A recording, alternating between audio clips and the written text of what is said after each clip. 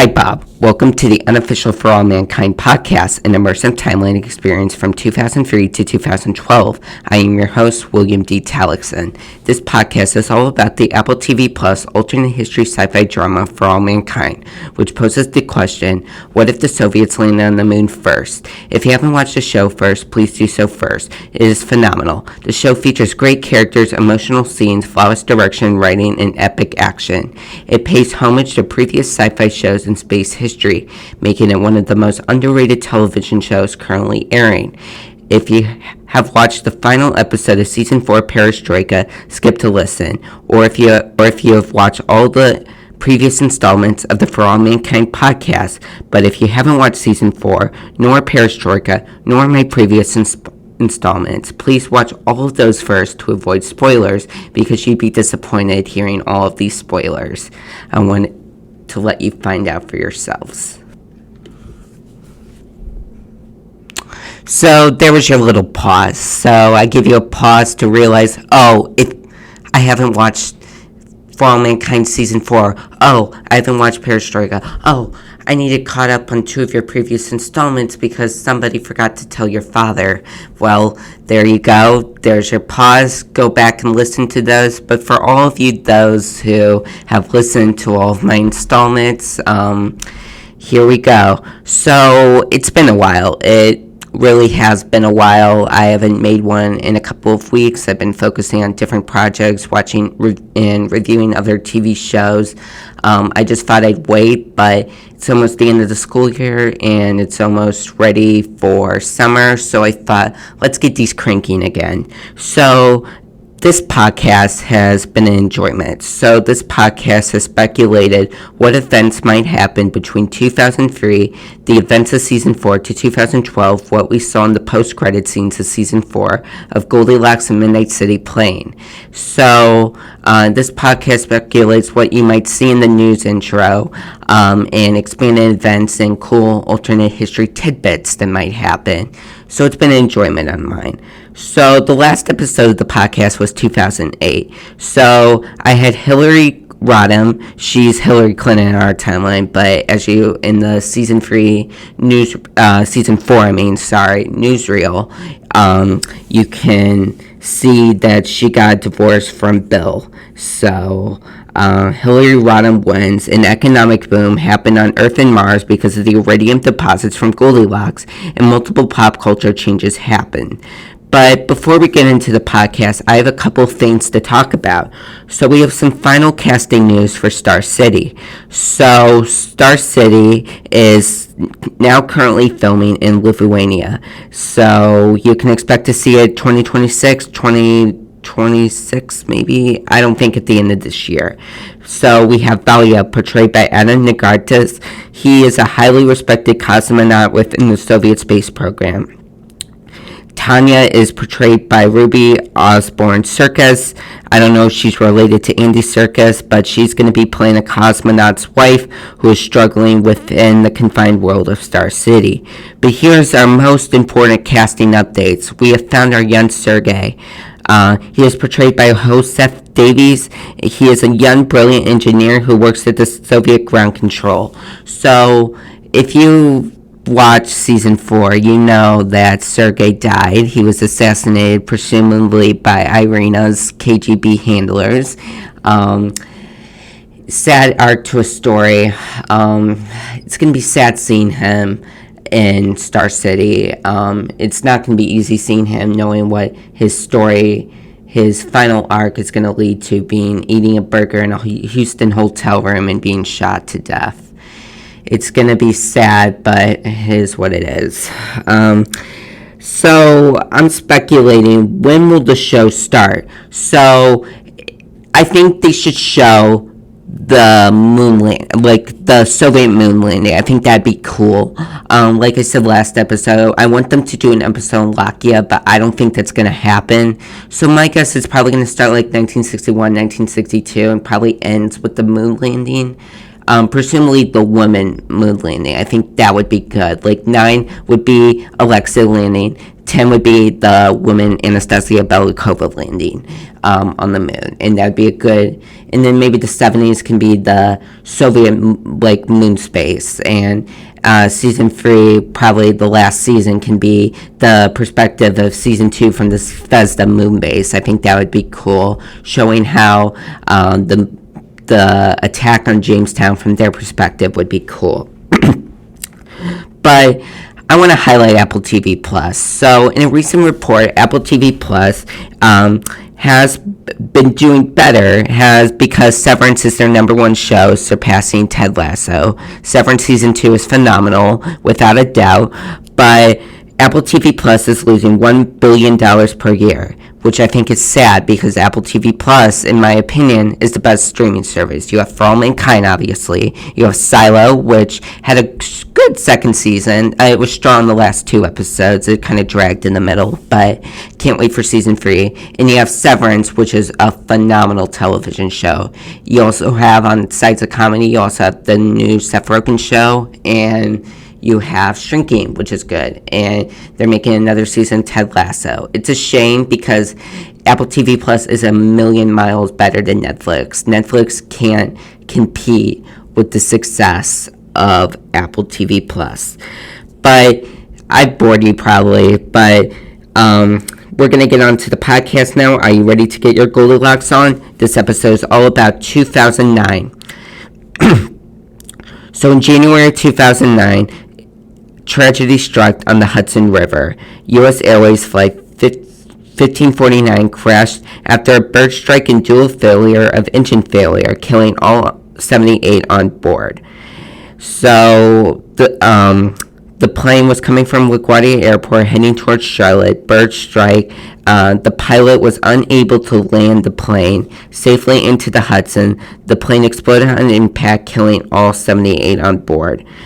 So this was 4 days before the inauguration of Hillary Rodham, and Hillary Rodham released a statement sending her condolences to the families affected, and that she will create an independent commission discovering the causes of the attack and ways to prevent future accidents like this from happening.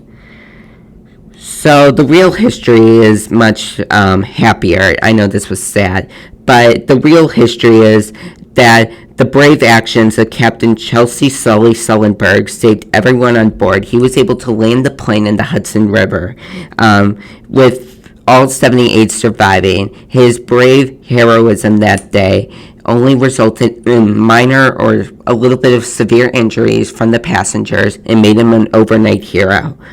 So his story was told in the 2016 Clint Eastwood film Sully, starring Tom Hanks. It is a recommended watch. It's amazing. But I'm so happy Sully survived in our timeline. So we move on to February of 2009. Jodie Foster wins her 3rd Oscar for Best Actress in a Leading Role for Ellen and Pam as Ellen Wilson. The film Ellen and Pam starred Bradley Whitford as Larry Wilson, Annette Bening as Pam Horton, and John Lithgow as James Bragg. So Ellen and Pam tells the story of two lovers who have experienced secret love over many years. It showcases Wilson's relationship with her husband, shows her coming out scene in the White House press room, and it shows how their relationship evolved over the many years. So it is based off the bestseller Groundbreaking from former President Ellen Wilson, who was a producer on the film. So Foster's coming out scene was hailed as phenomenal by critics, as it was identical to the real one, as we saw in season 3. So the real history behind that is there is no Ellen Wilson in our timeline. We don't even have a female president left. Hillary Clinton came so close. Hillary Rodham, who is Hillary Clinton, is president in the For All Mankind universe, but she lost to Donald Trump. And I think this was the year of Milk and Frost v. Nixon. I don't think Frost v. Nixon would happen in this timeline because Ted Kennedy won in 1972 instead of him. So this is probably a cool thing because, as we saw in previous newsreels, in the season 3 newsreel, we saw the film Love in the Sky starring Meg Ryan as Tracy Stevens and Dennis Quaid as Gordo. And that was probably a cheap Hollywood dramatization of their romance, probably them kissing in the Jamestown base. And in the season 4 newsreel, we saw The Race to Mars with Clint Eastwood as Ed Baldwin, Jada Pinkett as Danielle Poole, Don Cheadle as Devayesa. So, 2 Hollywood dramatizations. Probably did not win Oscars, but this does. It's, I'd say the film. Jodie Balfour is not here yet. Instead, it's Jodie Foster, because Jodie Balfour would only be 20 in this timeline.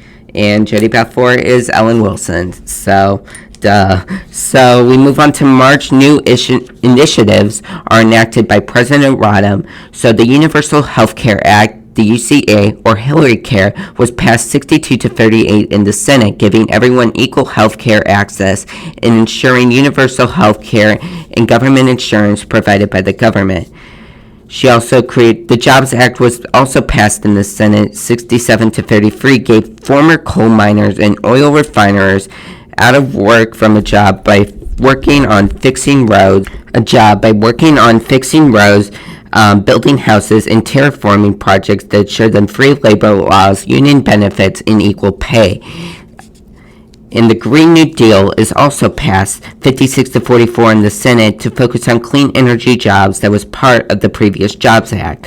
So the real history behind that is none of these acts have passed. The closest thing we ever got to the Green New Deal was a proposal passed by Alexandria Ocasio-Cortez, also known as AOC, and Massachusetts Senator Ed Markey. It was never passed because it was a Republican-controlled Senate.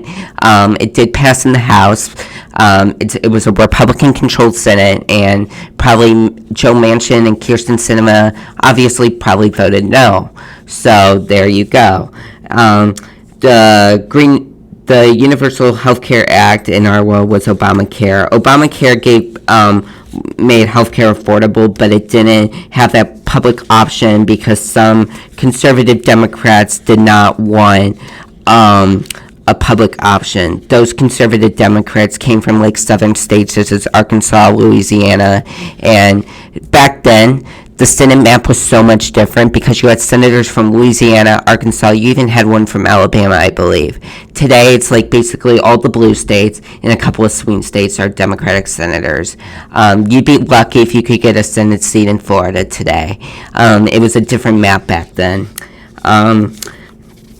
We move on to April. Chrysler avoided Chapter 11 bankruptcy. So, in this world, Chrysler has reinvented the electric car industry, giving jobs to auto workers across the country.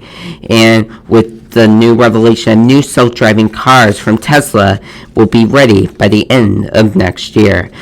So, the real history is Chrysler filed for Chapter 11 bankruptcy following a failed attempt to restructure its debts and secure an agreement with creditors, ultimately leading to a government-backed bailout and a partnership. So this was at the height of the Great Recession, but as you can see, no Great Recession in the For All Mankind universe because of Goldilocks. So Chrysler saved, yay.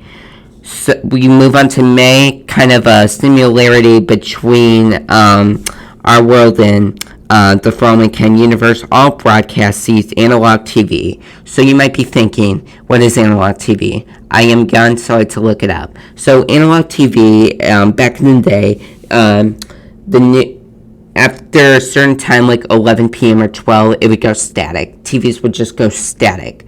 But with the updates on 24-hour television, streaming, and digital platforms, analog TV ceased production. I mean, you could possibly get it at a local antique store, but I don't know if it's going to work. We don't have that anymore. A lot of people don't even have cable anymore. That's how old I am. I remember having cable, and I do remember analog TV, actually. I remember staring at it when I was like 2.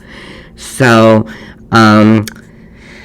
New updates in 4D, started streaming. I would expect the For All Mankind universe to have Netflix and Hulu by 2011, probably have Disney Plus then. I don't think they would have Apple TV Plus because that'd probably be bought out by Disney or probably Google, but I don't know. Maybe a show about what might happen if the U.S. landed on the moon first. You never know. We move on to June 2009. Michael Jackson launched a comeback music tour after his conviction in a civil lawsuit, and his time on probation and rehabilitation, and a change in health and better eating habits. Michael Jackson decided to launch a comeback music tour that would shape the music industry and the music economy. His tour was called Renaissance, and it toured for 68 weeks in 110 countries, making it one of the longest music tours in history. So in the real history, Michael Jackson died in 2009. He died from cardiac arrest at a UCLA hospital the same day as 70s actress Farrah Fawcett. Farrah Fawcett's death was overshadowed in real life because Michael Jackson died. Who's more famous? Michael Jackson. So the doctor was charged with negligence, and I believe he did serve prison time. We fast forward to August of 2009. Lunar babies start kindergarten. So I want to go back to the moon. I've missed the moon. You know, I love Mars on For All Mankind, but we haven't seen the moon in for ages. The last time I think we saw was in 1994, and I mean, it looked good, but we didn't get to see much. So I'm going to tell you all the updates that I think happened on the moon. So the Jamestown moon base has ceased expansion because NASA wants to go towards more funds for the Mars program. The population is around 200 plus. I mean, it's not as humongous as Happy Valley, but it did see some considerable expansion, such as a greenhouse base and several more living quarters. I mean, there's little much they can do now. The Hilton Hotel success has led to a McDonald's on the moon. More hotels want to come, come in business, such as Hamptons. Cool. So a housing project called SpaceX, founded by Global Lake CEO Elon Musk, began in 1999 to propose a lunar city. The city was completed by January 2004, and 12 babies were born in that year and have lived there since. They would be beginning kindergarten at that time. And Russia and China have formed a joint moon base called Harmony after the Soviet space base Zvezda was half destroyed in 2005 from a mining rig accident. So Eli Hobson has revolutionized the moon for the International Coalition of Space Workers, giving workers on the moon benefits and living conditions. He has also helped with the development happening on Mars, which has almost completed construction. The Mayflower project is something we will hear in the year 2010. So the real history is the Artemis program has reinvented travel to the moon. In 2026, they're going to do a flyby by the moon. I believe they're going to land in 2028. Just delays in the process. They were supposed to do a flyby last year. It never happened. But as you can see there. So I expect to see them land in 2028. For All Mankind would probably be in season 6 or 7 by then. I don't know. We flash forward to September 2009, the Mars terraforming project begins. So DevISO wants to terraform Mars into a proposed program called Green Mars. He wants to make it like a human-like environment for long-standing climate for forever colonization and free colonization. This sparks a debate between two sides of the colonization spectrum. For this movement is the Free Mars movement, a movement that wants Mars to become an independent entity away from Earth, to form their own government and stop restrictions sponsored by the Mars Confederation and the Mars Peacekeeper Security Force. So I didn't notice this, but in the season 4 post-credit scene, there was a small shot of a sign on Goldilocks at Kuznetsov that says Free Mars. I suppose that will be a plotline in season 5, which we have already seen a similar plotline with the workers' strike, but I think this will be more dramatic and could shape future seasons of For All Mankind.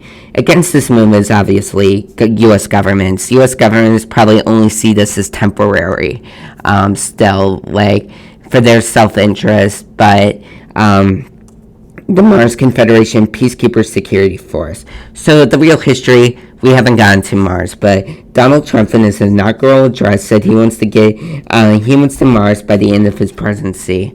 With how the stock market is going, we'll see. We finished out the year in November 2009 with discovery of water on Europa and Titan. So the alternate history here is it inspires the Orion Drive and speculation what might happen in Season 5 based on that Reddit leak of Sojourner 7. I have no idea what's going to happen. They're going to need to show me pictures and give me a plot synopsis. I just placed that in there because I'm so unsure what's going to happen. I assume it is. I'm not going to make a big deal out of it in this podcast because I could be so wrong. That could even have been a Season 5 post-credit scene. But we'll see. And that is how 2009 came to an end. 2010 will see new events, a census, and more space updates that will rock our world. That is all for next time. I hope you enjoyed talking about the year 2009. Let me know if you agree with my predictions and put my stuff you want to see in the For All Mankind Season 5. Until next time, thanks to Aaron Parker and Slicer Newsroom. Bye, Bob.